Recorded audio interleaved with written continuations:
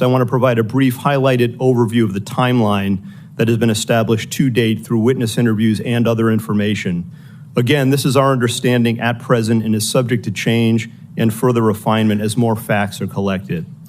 On July 3rd, the rally in Butler, Pennsylvania was announced. On July 6th, the shooter registered to attend the rally and performed a search for, quote, how far was Oswald from Kennedy? On July 7th, the shooter traveled from his home to the Butler Farm Showgrounds and remained there for approximately 20 minutes. We assess this shows advanced planning and reconnaissance on his part. On July 12th, the shooter traveled from his home to the Clairton Sportsman Club, where he practiced shooting.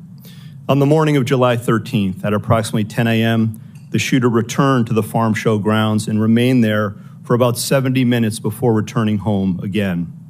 At approximately 1:30 p.m., while at the residence, the shooter's father gave him a rifle for the purpose, he believed, of going back to the sportsman club.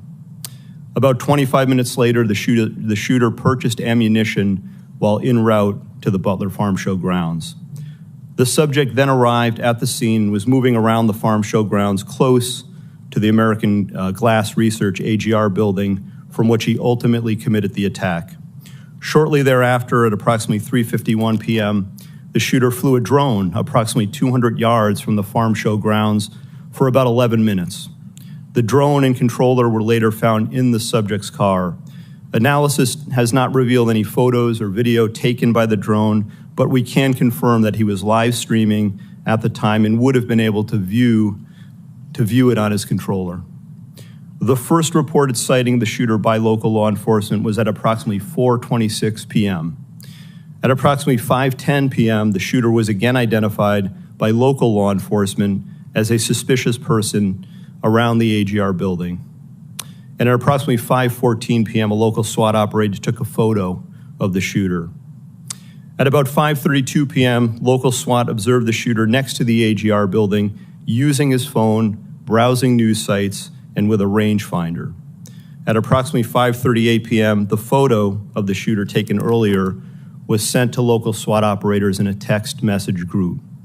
Subsequently, approximately 25 minutes prior to the shooting, the U.S. Secret Service command post was notified of a suspicious person. Officers lost sight of the subject from approximately 6:02 p.m.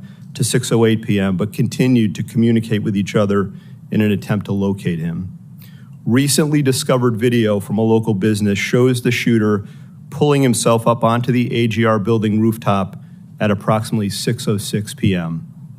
And at approximately 6:08 p.m., the subject was observed on the roof by local law enforcement. At approximately 6:11 p.m., a local police officer was lifted to the roof by another officer, saw the shooter, and radioed that he was armed with, quote, a long gun. Within approximately the next 30 seconds, the shots were fired. The evidence recovery team found 8 shell casings at the scene next to the shooter's body. We believe that the shooter, fired 8 rounds. While the investigation has not determined motive, the investigative team continues to review information from legal returns, including online and social media accounts.